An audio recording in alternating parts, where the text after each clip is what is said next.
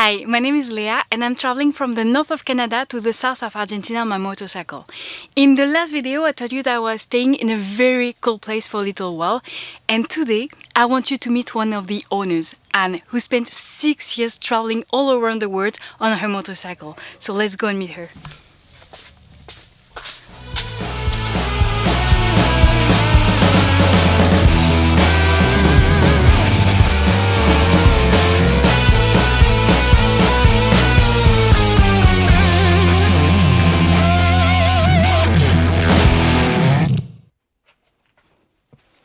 Hello. Hello. Thank you for letting me asking you some questions. You're welcome. Can you just introduce yourself quickly? Tell me where you're from and what got you into traveling by motorcycle. Okay, well, I'm Anne. I'm from Switzerland and I'm 53 now. And I traveled with motorcycle. It was like always a dream, watching the Paris-Dakar. Yeah. Yes, and I've been biking since I'm 19. Yeah. Yes, but on road, the off-road side, and that was a bit that came very late, and that I don't think that really came. But yeah, that's another story. So did you learn it while traveling? Yeah, yeah, because I've always been. I mean, in Switzerland and Europe, it's mainly good road, and I've only had street motorcycles so far. Yeah. So. And how did you plan for this long travel? Was it planned for 6 years at the beginning, or how did it happen? No. Actually, that was quite a quick shot. I decided to travel with a motorcycle, and a year later, we started the trip. Okay. So that was a very fast preparation, and without a big planning. The only thing was that the idea was an open end. Okay. Traveling, so without any dates to come back, or with the idea actually of eventually finding a new place to stay. And did you have a destination in mind, like going from Switzerland you went east? Yeah, we went east, but that's about it. We started actually in 2014, and the first idea we had was actually to travel through Iran. Okay. And at some point do these STAN countries and go up into Russia, and afterwards, yeah, wherever the wind would take us. And at the time when we started, there were some troubles starting in Syria. Okay, yeah. And we didn't feel so comfortable to go in that region. Fair enough. And also in Georgia, there were some small troubles. So we actually decided to not go there, and we went up north. North Germany, Poland, Eastland, Letland, and then into Russia. Because we are not in Mexico, how did you arrive in Mexico from there? That's What happened in between? what happened in between. Well, what happened in between? So we went through Russia, we're a bit of Mongolia, back into Russia. Then we took a ferry. We didn't know from Russia where we would go to, but we saw that there was a ferry going to South Korea. So, Yeah. okay, let's go to South Korea. We had like a 3 months visa, so easy peasy. Went to South Korea, and then said, okay, where do we go next? And next we thought, okay, we could actually put the motorcycles in the container and ship it to Thailand. Okay. So that's what we did. We stayed in Thailand, between Thailand, Laos, Cambodia, Vietnam. 1.5 years about, we stayed in that area. And things changed a bit because we had the idea of going Indonesia, etc., and then eventually to Australia.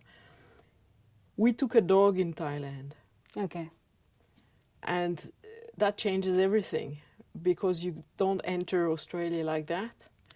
And we found out that to take a dog coming from Thailand into Australia would take us at least a year of preparation for the dog, with vaccinations, with blood tests, etc., etc. And afterwards, when you get into Australia, you have this quarantine. Yeah. So it's a lot of money and a lot of time. So we said no, so no Australia. And we looked for a country where it was easy to go in with the dog, and we found out Canada is fairly easy to go in, to travel with the dog. So we went to Canada. Okay. Stayed quite a bit in Canada. We had the opportunity of doing work and travel. Yeah. Obviously not me, but and then from Canada, at some point when COVID popped up, we had friends here in Baja California, Okay. which told us that the weather was good, because that was a bit the issue. We liked Canada a lot, but wherever you go, the winter is endless. So for motorcycling, it's not that funny. So they told us it was fairly easy to get in, to stay also a while, also for the motorcycles or the vehicles, because at the time we changed a little bit the way of traveling, from mainly motorcycle to also camper, Yeah. Okay. kind of thing. Mix. So we found out it's easy to enter with the vehicles here Yeah. and stay for a longer time in Baja. So that's what we did. The plan was not to stay here, but it happened. Life happens. Yes. And what's your bike? Well, I have to travel. I still have a BMW 800, an R80 GS, Okay. Paris Dakar. So it's the first Paris Dakar basically edition How of old the is bike. It's from '91. it? Okay. Pretty cool bike, but with a lot of change. The good thing about that bike was everything. There's no electronic on it, so Yeah. that's very good. Carburetor. It's not an excessively fast bike, not at all, but that's a strong bike. It's we had the frame a bit reinforced here and Okay. there, because we found out afterwards that this bike had probably already about 300,000 Yeah. kilometers on. That's a lot for a yeah. bike. Because we found out it has been around the world already at least once. So yeah, and I had a tank, a gas tank of 40 liters on it. That must be heavy. That was heavy, yeah. When it's Yeah, full. when it was full, yeah. But it was useful. Yeah, it's independent. There were a lot of unknown when we started. There's like Russia. If you cross Russia, how often can you tank or whatever? And Yeah. So yeah, that was cool. Do you remember one moment when you felt like, okay, this is why I'm traveling? There's a lot of moments. Some actually, like Russia, crossing Russia, that was quite something, because Yeah. it's endless. It's endless. At some point, from Mongolia, when we re-entered Russia, the GPS said, because we had the GPS and we just said, okay, we want to go to Vladivostok. And the GPS said, in 1,600 kilometers, take right.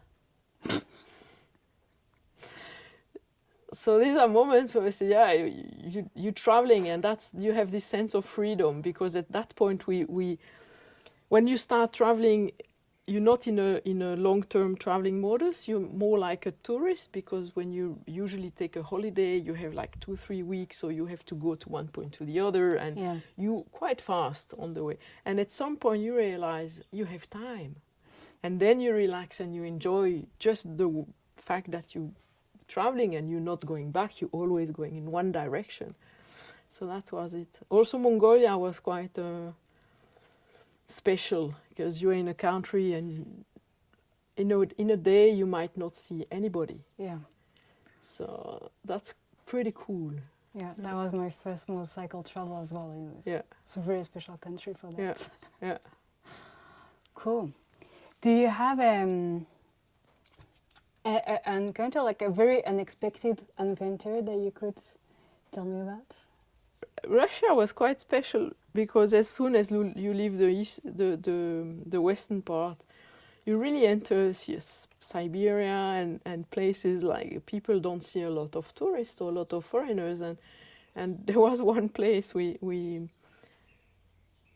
were looking for a place to tent, to pitch up the tent, and we saw this little village, so we just entered the village and we just drove through the whole village, and at the end there were the last houses and then some spots where we might be able to pitch up the tent here. So we stopped and we looked if there was someone. We found someone. It was a girl who actually went to get her mom, and the mom came out, and Russian, the first thing you notice that communism and the way of living is not far away, so they're a bit skeptical about what's happening. And once we explained what we were doing and we asked if we could actually pitch up the tent on the plot next to hers where there was nobody, she said yes, okay, but she was quite not really smiling. And so we pitch up the tent. I take out my cooking stuff, wanted to start to cook, and she comes out and says in a tone which you can only answer by yes, of course. She said, "Dinner is ready, come and eat." Duh. So we went, and I must say that was amazing because she was like self-sufficient. She had a few cows, she had chicken. She was growing her own vegetables, so she was self-sufficient, and we had a great meal, actually very simple but delicious. She was baking her own bread. She was doing her own double cream. That was amazing. And at some point she took out a little bottle or 2-liter bottle of pet bottle with a like water inside, and she said it's Samagon, which she does herself, so it's 100% sugar. And she took a small glass, take the glass, she drank the first, then she passed, etc. And so we had some Samagon with her, and that was a great moment. And the next day, actually, she did the same, calling us in for breakfast. And when we left, she gave us a freshly cooked bread, So cute. some pickled gherkins and tomatoes from the garden, and that was quite something. Yeah. Yeah, I must say that was something. We had her address, and a few years later, I went back to Switzerland for a few months and sent her a parcel full of cheese and chocolate. Oh, that's cool. And she actually got it. So we had an email from her daughter saying that she was very pleased receiving the cheese. So that was amazing. I must say that was really a good moment. Do you have a country or a place that really surprised you, either in a positive way or in a negative way? Yeah, actually Thailand. Yeah, why? Yeah, I was very positively surprised. I was not very keen on. It's also because of the climate. I don't like when it's humid and hot. Yeah. It's not my type of climate, and I didn't really had an especially good image somehow from Thailand. I don't know why. Maybe too touristic? Yes, somehow, and yeah, and there's also not very good thing happening there with the tourism. So I was not very keen, and that was a very nice discovery, I must say. We met very nice people, and as soon as you are outside the touristic places, it's really nice. And there were a lot of places where you don't feel like being a walking dollar anymore. And once you know what the price is of the stuff, you can just go on the market and buy, and that's very nice. I pick up a few words then. Yeah, that was and that was very positive, I must say. I was very, very positively surprised. Cool. Yeah. Do you remember one like very challenging moments that you had on the road, and how did you get through it? Especially one. We were in Cambodia, and there were some waterfalls somewhere, and the GPS was showing but a little line to go to these falls, and I said, okay. We asked a few people, and because everybody has these little scooters, And everybody said, yes, yes, yes, you can go with the bikes, you can go with the bikes. And we were like fully loaded. We had a 20-kilo tent with us. That is heavy. Yeah, my kitchen thing was, yeah, so the motorcycles were huge, were very, Yeah. very heavy. More than us. Yeah, that was very heavy. We got light actually on the way, Yeah. a bit lighter, but still very heavy. We had a lot of spare parts and tools and stuff. I mean, yeah. So we started this little way, and sometimes it was just the track was like this size, Yeah. and at some point there was a bridge, but it was a bridge. It was like two planks, and that's it. Yeah. And it was like 2-3 meters down. And let's And go. that's where I thought, no, I'm not going. So my partner said, no problem. So he drives through with his bike, comes back, drive my bike over. I said, okay. We continue, and at some point, there was always these little scooters overtaking us. And loaded like two on it with the girl behind with these 24 bottles water. And they were like going like nothing. And we were like sweating and going. And at some point after the second bridge, there was like a road going up, but it was like a mini canyon. And I thought, we are too bright, we will not pass through.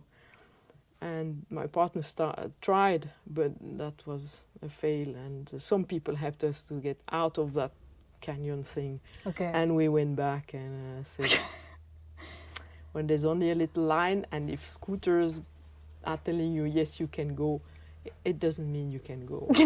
Okay, check first. Yeah. So do you remember a moment where things didn't go as planned at all, but it ended up being like an incredible experience? No, we actually, well, as we didn't plan so much things, The whole travel. we never had like big issues or things like that. No, because, yeah, as we were planning very little in advance, Everything was a surprise. yeah, the biggest surprise was actually to stay here in Mexico. You stay now in Mexico, but is there another country where you would feel like home and you would stay, you think? We liked, I mean, I must say, we liked Thailand a lot, but the humidity actually was not, was a bit of an issue. Because you have everything molding at some point. Yeah. So, yeah, that was not so, but to live, actually, I understood why so many people decide to live there. Yeah, Canada with another type of weather. Yeah, why not? But Mexico is the... Mexico The so winner. far has been good to us and to me, and yeah. I'm not planning anymore anyway, like 10 years in advance. So Yeah, felt good here. I cannot say I will stay forever here. I enjoy the moment. Is there something you wish you would have known before starting the trip? No, because that was good to have like surprises, not expecting too much. Yeah. Just going with the wind, basically. And we didn't prepare much. We were very prepared. We had prepared bikes and so, but what I learned basically is everybody's traveling the way he's comfortable with. You can read so many books you want about people traveling. That's very interesting, I think. Yeah. I enjoy reading travel experience, but at the end you have to do it the way you feel comfortable with. So no regret. That's cool. No. That's positive. Oh, yeah. If someone would like to go for like a long motorcycle journey but would be hesitant, what advice would you give them? Go. Just stop thinking. Don't have regrets afterwards. If you try and it doesn't work out, that's okay. I mean, you've tried at least. You don't have regrets afterwards. Oh, if I would have tried and this and that. Go for it. Yeah. If it doesn't work out, it doesn't work out. Especially for us coming from Europe, it's very easy. You can enter every countries. You get visas. You can always go back. Yeah. Your country will take care of yourself. So go for it. Yeah. Just go. Don't hesitate. If you want to go by motorcycle, choose a motorcycle you're comfortable with. Yeah. It doesn't have to be an off-road bike or whatever, because at the end, when you load it, the off-road side is minimal what you can do. That's my experience. So take something you're comfortable on, and yeah, go for it. Yeah. Did you feel ready before starting the trip? No, No. no, because you're never ready. You're never ready. No, but as you don't know what to expect, so at some point you have to go. I agree with that. I can imagine. You would never be ready. No, because you never know how it's going to be. Yeah. For everybody, it's different. That's also something, you learn on the road. Everybody will tell you, oh, this was great, that was great, that difficulties to enter the country or this and that. And it might be very different for you. I enjoyed South Korea, I must say, very much. And at some point we met people who actually didn't like it at all. Yeah. The experience is different. The experience was different. So yeah, it's make your own thing. It's good to have your ear open to what people are saying, but and one very important thing is listen to your gut feeling. Yeah. If you are in a place and you don't feel it, don't stay. Go. Yeah, even if you don't cannot try. explain it. Yeah, don't try. Go. That's important. I think to stay to have a good feeling all the time. Yeah. And on a more practical side, do you have a very underrated piece of gear that you had with you and that happened to be great for you? For me, it was important that I could sleep well. Yeah. Because I thought when you 5, 6, 7 hours on the road, on the bike, you want to sleep well. So we had a good tent, but we had very good mattresses. Mm-hmm.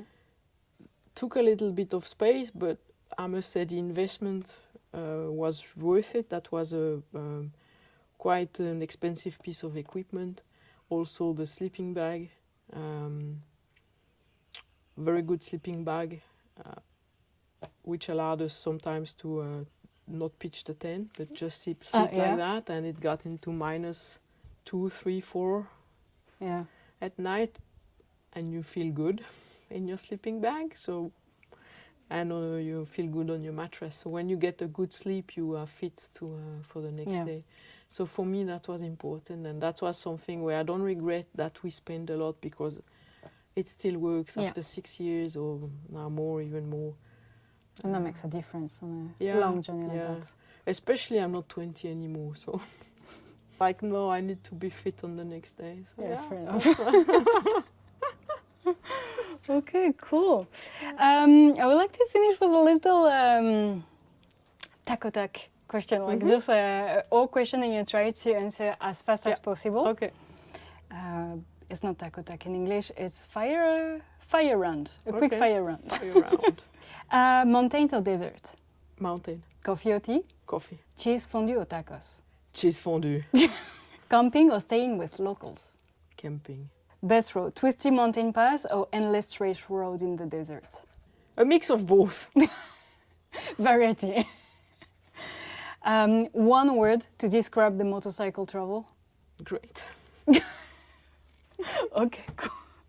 Thank you. That is such an inspiration. Well, it must be fun. That's the main thing. It must be fun. Yeah. To travel. That's important, to have fun in life. Thank you. Thank you. I agree with that. Thank you. Thank you for answering these questions. You're welcome, and have a good travel, safe travel. Thank you. Enjoy it. Thank you.